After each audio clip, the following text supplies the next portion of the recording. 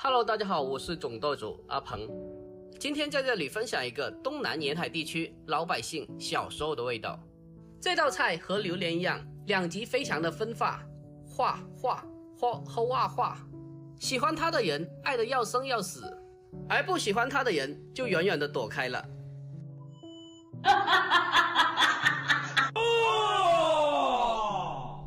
如果您也喜欢这道菜的话，就收藏起来，改天试做一下吧。Nice。首先我们准备一块半肥瘦的五花肉，或者我们也可以用梅花肉代替。要是不爱吃那么肥的，可以挑选瘦一点的。首先我们把五花肉放在一个大盆里面，然后用温开水将其浸泡清洗一下，然后用刀把猪皮上面残留的猪毛刮除干净，特别是把猪皮上面的脏东西刮除下来，这个也是猪皮上膻味的来源。我们在处理的时候一定要注意，一定要小心一点，不要刮到手了。把猪皮上的脏东西刮掉以后，我们再将猪肉清洗一下，接下来再用干净的温开水将其再次的清洗一遍，这样清洗出来的猪肉就非常的干净啦，这样吃着也比较放心。把五花肉清洗干净以后，我们将它捞出控干水分，接下来开始把五花肉进行改刀切片。在切片之前，我们也可以将它稍微的冷冻一下，这样切出来的片也比较好切，同样也切得比较均匀，好看一点。我们准备的这一块五花肉是带皮的，带皮的猪肉蒸出来才会更加的好吃。如果觉得全部都是五花肉太肥的话，也可以搭配一点瘦肉下去，同样的将它切成像这样的薄片就可以了。把五花肉全部切成薄片之后，装进一个大碗中备用。接下来准备一块去皮的生姜，先把它切成薄片，然后再将它改刀切成姜丝。把它切好之后装进碗中备用。然后再准备2颗小葱，先把它清洗干净以后改刀切成葱花。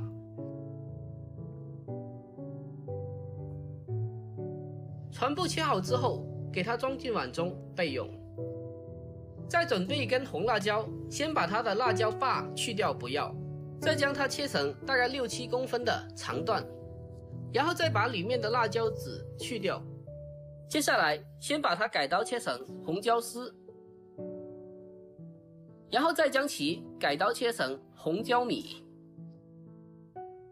把它切好之后和葱花放在一起，用筷子将它稍微的搅拌均匀，这样子的葱花有红有绿的就非常的好看了。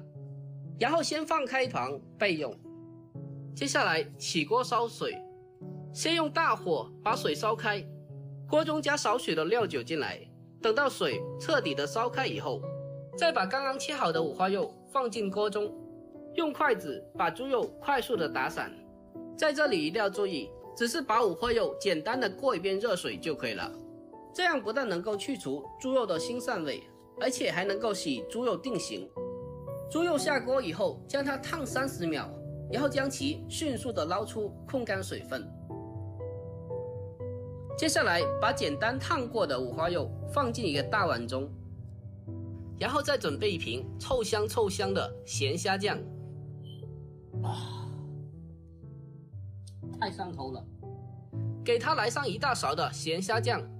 虾酱的味道是比较咸的，所以就不用再加盐了，只需要给它来上少许的蚝油，还有一点点的生抽酱油，再来上少许的白糖，还有一点鸡精，不爱吃鸡精的可以不放。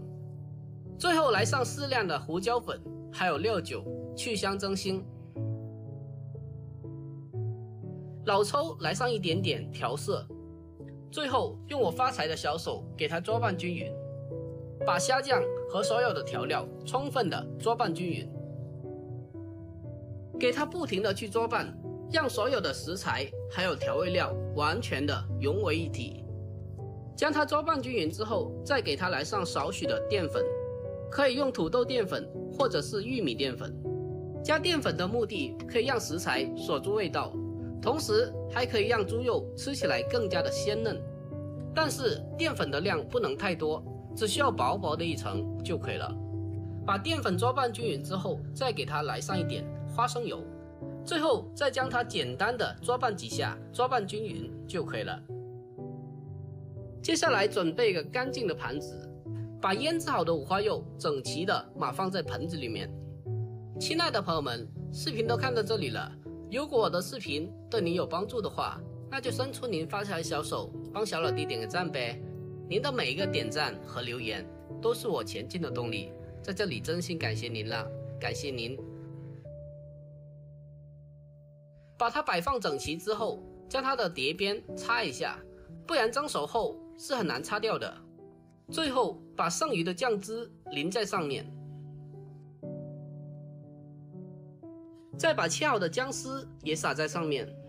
这个姜丝能去除食材的腥味，可以让食材吃起来更加的好吃。最后我们准备一个蒸锅，等到水开上气以后，扣上盖子，用大火蒸8分钟，不能蒸得太长时间，不然里面的五花肉都蒸出油了。好啦，吉时已到，只需要蒸8分钟，然后将它取出来，最后撒上一点性感的小葱花，就可以美美的享用啦。一道非常简单又家常的咸虾酱蒸五花肉就制作完成啦。一出锅，满屋都是咸虾酱的味道，真的是太香了。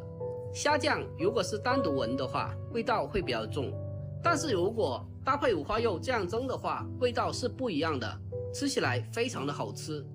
一口咬下去，入口非常的鲜香，而且还超级的下饭。每次我家里做上这道菜，无论是家里的大人还是小朋友，都特别的喜欢吃。如果您也喜欢这一道菜，就收藏起来，改天试下吧。虽然闻起来虾酱臭香臭香的，但是搭配五花肉这样做真的是很好吃。相信这道菜住在东南沿海地区的都很多人有吃过，喜欢的可以关注一下，点我头像还可以看到更多的美食做法哦。嘿嘿嘿，你在干什么？不吃就算了，不要这样侮辱我好不好？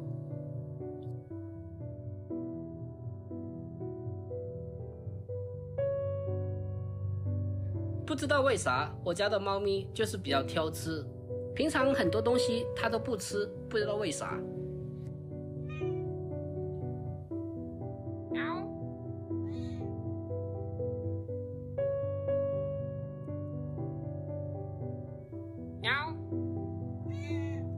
好啦，今天就简单的分享到这里，我们下个视频再见。